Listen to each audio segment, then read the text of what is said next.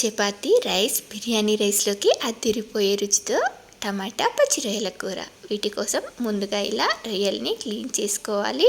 వీటిని సింపుల్ టెక్నిక్తో ఎలా క్లీన్ చేయాలో ముందు వీడియోలో చూపించాను, కావాలంటే ఒకసారి చెక్ చేయండి. ఇలా రొయ్యల్లోకి ఉప్పు, పసుపు, కారం వేసుకొని కలిపి పక్కన పెట్టి ఇలా మసాలాని ప్రిపేర్ చేసుకోండి.